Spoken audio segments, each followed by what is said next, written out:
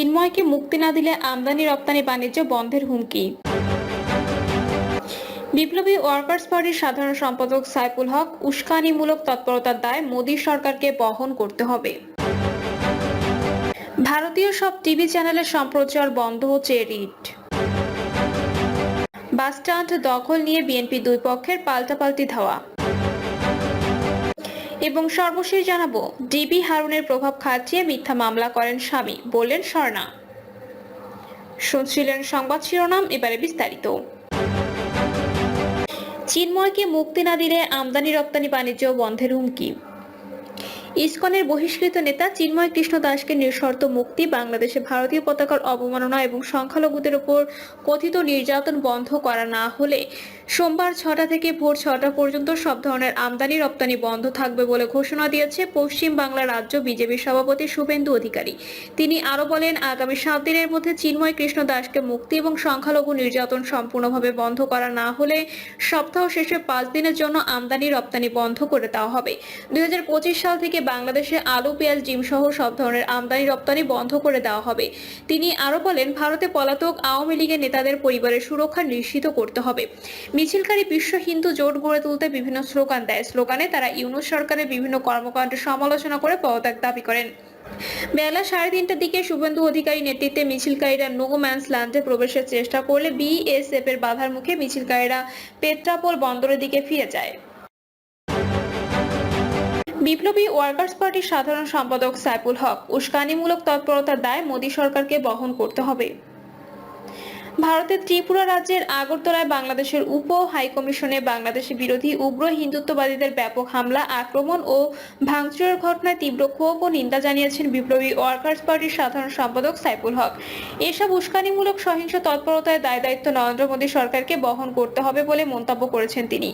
রাতে গণমাধ্যমে প্রেরিত বিবৃতিতে তিনি বলেন, পশ্চিমবঙ্গের মুখ্যমন্ত্রী মমতা ব্যানার্জি কর্তৃক বাংলাদেশের ধর্মীয় সংখ্যালঘুদের রক্ষায় জাতিসংঘের শান্তিরক্ষী পাঠানোর আহ্বান এবং বেনাপোল সীমান্তে বিজিবির বাংলাদেশ বিদেশি মহড়া পুরোপুরি উস্কানিমূলক ও বাংলাদেশের সার্বভৌমত্ব বিরোধী।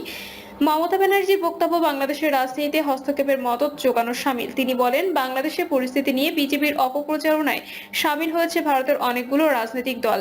বিজেপি সরকার ও তাদের দল পরিকল্পিতভাবে বিশ্বব্যাপী বাংলাদেশের ধর্মীয় সংখ্যালঘুদের নিয়ে মিথ্যা তথ্য ও প্রচারণা চালিয়ে আসছে। বিবৃতিতে তিনি ভারতীয় সরকার ও বিজেপিকে বাংলাদেশ বিরোধী সাম্প্রদায়িক উত্তেজনা যাবতীয় কর্মকাণ্ড বন্ধ করার আহ্বান জানান। একই সঙ্গে তিনি দেশ ও দেশের বাইরে সব উস্কানি মোকাবিলা করে সাম্প্রদায়িক সম্প্রীতি বজায় রাখতে দেশবাসীর প্রতি আহ্বান জানিয়েছেন।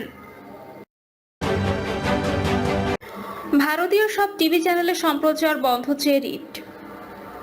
বাংলাদেশের অভ্যন্তরে ভারতীয় সব টিভি চ্যানেলের সম্প্রচার বন্ধ চেয়ে হাইকোর্টে রিট দায়ের করা হয়েছে।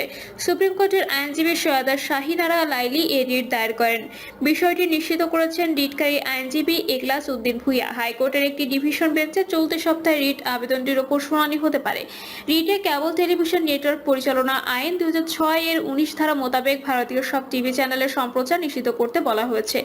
একই সঙ্গে বাংলাদেশে ভারতীয় টিভি চ্যানেলের সম্প্রচার বন্ধে কেন নির্দেশনা দেওয়া হবে না তা জানতে চেয়ে রুল জারির আর্জি জানানো হয়েছে। আইনজীবী এগলাস উদ্দিন ভুইয়া বলেন, ভারতীয় চ্যানেল স্টার জলসা, স্টার প্লাস, জি বাংলা, রিপাবলিক বাংলা সহ সব টিভি চ্যানেলের সম্প্রচার বন্ধ চাওয়া হয়েছে। ভারতীয় টিভি চ্যানেল বিভিন্ন উস্কানিমূলক সংবাদ প্রচার করা হচ্ছে। এছাড়া ভারতীয় চ্যানেলে বাংলাদেশের সংস্কৃতি বিরোধী বিভিন্ন অনুষ্ঠান অবাধ সম্প্রচারের ফলে যুব সমাজ ধ্বংসের সম্মুখীন। তারা কোনো আইন মানছে না। এসব কারণে ভারতীয় সব চ্যানেলের সম্প্রচার বন্ধ চাওয়া হচ্ছে। বাসস্ট্যান্ড দখল নিয়ে বিএনপির দুই পক্ষের পাল্টাপাল্টি ধাওয়া। বাগেরহাট কেন্দ্রীয় বাসস্ট্যান্ডের দখল নিয়ে বিএনপি পন্থী দুই শ্রমিক সংগঠনের পাল্টাপাল্টি ধাওয়া এবং লাঠিসোঁটা ও দেশীয় অস্ত্র নিয়ে মহড়ার ঘটনা ঘটেছে। আইন শৃঙ্খলা বাহিনীর উপস্থিতিতেই দেশীয় অস্ত্র নিয়ে পাল্টাপাল্টি ধাওয়া দিতে দেখা যায়। কিছু সময় পর অতিরিক্ত সেনা সদস্যরা ঘটনাস্থলে এসে উভয় পক্ষ অবস্থান ছেড়ে চলে যায়। ঘটনার পর থেকে ওই এলাকায় থমথমে পরিস্থিতি বিরাজ করছে। স্থানীয়দের সঙ্গে কথা বলে জানা যায়, 5ই আগস্ট শেখ হাসিনা সরকার পতনের পর আওয়ামী লীগ, শ্রমিক লীগের নেতাকর্মী ও তাদের সমর্থিত শ্রমিক ইউনিয়নের লোকজন বাসস্ট্যান্ড ছেড়ে যায়। তখন কয়েকদিন বাস চলাচল ও টিকিট কাউন্টারগুলো বন্ধ ছিল। 2-3 দিন পর বিএনপি শ্রমিক দল সমর্থিত একটি পক্ষ বাসস্ট্যান্ডের নিয়ন্ত্রণ নেয় এবং আন্তজেলা বাস, মিনিবাস, কোচ ও মাইক্রোবাস শ্রমিক ইউনিয়নের কমিটি গঠন করে।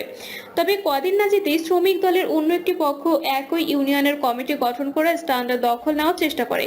এরপর থেকেই বাস স্ট্যান্ডের নিয়ন্ত্রণ নিয়ে দুই পক্ষের মধ্যে উত্তেজনা বিরাজ করছে। এ নিয়ে দুই পক্ষ পাল্টাপাল্টি সংবাদ সম্মেলন করা সহ বিভিন্ন দপ্তরে অভিযোগ প্রদান করেন।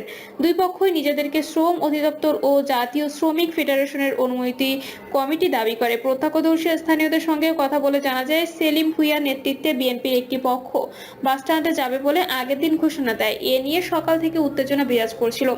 বাসস্ট্যান্ডে পুলিশ মোতায়েন করা হয়, টহল চলছিল সেনাবাহিনীরও। এরই পারে মাঝে দুপুর 12:15টার দিকে বাসস্ট্যান্ডের পূর্ব দিকে সড়ক দিয়ে লাঠিসোঁটা, দা, ছুরি, রডসহ দেশীয় অস্ত্রশস্ত্র নিয়ে সেলিম ভুঁইয়া গ্রুপের লোকজন স্ট্যান্ডের দিকে আসতে শুরু করে। তখন স্ট্যান্ডের ভেতর থাকা শ্রমিক দল নেতা শামীম খান ও সাইফুল ইসলামের লোকজনও লাঠিসোঁটা নিয়ে বাধা সৃষ্টির চেষ্টা করে। এ সময় উভয় পক্ষের মাঝে ইটপাটকেল ছোড়া ও ধাওয়ার ঘটনা ঘটে। এক পর্যায়ে স্ট্যান্ডের দখলে থাকা সাইফুল ইসলাম ও শামীম খানের লোকজন পিছু হটে এবং সেলিম ভুঁইয়ার লোকজন স্ট্যান্ডে ঢুকে স্লোগান দিতে শুরু করেন। তবে এ সময় সেখানে উপস্থিত পুলিশ সদস্যদের নিষ্ক্রিয় দেখা যায়। দাবি করে প্রত্যক্ষদর্শীরা বলেন, কিছুক্ষণের মধ্যে সেখানে সেনাবাহিনী, 2টি গাড়ি ও অতিরিক্ত পুলিশ আসে। তখন সশস্ত্র অবস্থায় মহড়া দিতে দেখা যায় শ্রমিক নেতাদের। পরে অতিরিক্ত সেনা সদস্যরা ঘটনাস্থলে এলে দুই পক্ষই এলাকা ছেড়ে চলে যায়। তখন আশপাশের অবস্থান নেওয়া উৎসুক লোকদের সরিয়ে নেয় সেনাবাহিনী। ডিবি হারুনের প্রভাব খাটিয়ে মিথ্যা মামলা করেন স্বামী, বললেন স্বর্ণা। অভিনেত্রী রোমানা ইসলাম স্বর্ণাকে 2021 সালে প্রতারণা, অর্থ আত্মসাৎ, হত্যা চেষ্টা মামলায় গ্রেপ্তার করা হয়েছিল। স্বামী কামরুল হাসান জুয়েলের করা মামলায় গ্রেপ্তারের পর সে সময় গণমাধ্যমে যা এসেছিল প্রকৃত ঘটনা তার পুরোপুরি উল্টো বলে দাবি করেছিলেন অভিনেত্রী। স্বামী জুয়েলের কথা না শোনায় মিথ্যা মামলা সাজিয়ে তৎকালীন স্বরাষ্ট্রমন্ত্রী মোহাম্মদ আসাদুজ্জামান খান ও ডিবির প্রধান হারুনা রশিদের প্রভাবে খাটিয়ে তাকে গ্রেপ্তার বলে দাবি করেছেন অভিনেত্রী। রোমানা স্বর্ণা বলেন, এক বন্ধুর মাধ্যমে জুয়েলের সঙ্গে পরিচয় হয়। 2019 সালে তারা বিয়ে করেন। তিনি বলেন, আমার ক্যারিয়ারে যখন সুসময় তখন বিয়ে করি কামরুল হাসান জুয়েলকে। তবে বিয়ের পরই পারিবারিক দ্বন্দ্ব এক পর্যায়ে গড়ায় মামলা মোকদ্দমায়। আমাকে মিথ্যা বলে জুয়েল বিয়ে করেছিল। সে তার আগের বউয়ের কথা গোপন রেখে বিয়ে করে। এসব জানার পরে বৈবাহিক জীবনে নেমে আসে অশান্তি ও নির্যাতন। একটা পর্যায়ে তার সঙ্গে ঘটনা করার সিদ্ধান্ত নিই। নির্যাতনের জন্য কয়েকবার সাধারণ ডায়েরি করেও লাভ হয়নি। বিয়ের আগে বলেছিল অভিনয় করলে অসুবিধা নেই, কিন্তু বিয়ের পর দেখা যায় উল্টো চিত্র। আমাকে অভিনয় করতে দেয়নি। স্বর্ণা বলেন, বিয়ের পরে মায়ের বাসায় থাকতাম। একবার আমার প্রথম ঘরের সন্তানকে শুটিং থেকে অপহরণ করে। আওয়ামী লীগ নেতাদের মাধ্যমে বিভিন্ন সময় হুমকি দিত। দুবার তাকে ডিভোর্স দিই। শেষ পর্যন্ত আমাকে ভিত্তিহীন মামলা দিয়ে হয়রানি করে। ডিভোর্স তুলে নিলে মামলা তুলে নেবে এমন শর্তও দেওয়া হয়। স্বর্ণা অভিযোগ করে বলেন, তৎকালীন ডিবির প্রধান হারুন জুয়েলের অপকর্মে সহযোগিতা করতেন। তাই উপায় না থাকায় এক পর্যায়ে তিনি সমঝোতা করেন, মামলা তুলে নেন। স্বর্ণা বলেন, প্রথম ডিভোর্সের পর কিছুদিন ভালো গেলেও দ্বিতীয়বার ডিভোর্স দিলে আমাকে আটকানোর জন্য মিথ্যা মামলা দেয় জুয়েল। আমি যেন অভিনয় করতে না পারি, কাউকে মুখ দেখাতে না পারি। আমাকে গ্রেপ্তার করানোর জন্য ডিবি হারুনকে মোটা অঙ্কের অর্থ দিয়েছিল বলে জানতে পারি। 1.5 মাস জেলে থাকার পর ডিভোর্স দিতে পারবো না, সেই শর্তে জামিন করায়। পরিবারের কথা চিন্তা করে এই শর্তে রাজি হই। ডিভোর্স চলাকালীন ভয়ভীতি দেখিয়ে নতুন করে কাবিন ছাড়াই বাসায় এসে থাকতো জুয়েল। 1.5 বছর গৃহবন্দী করে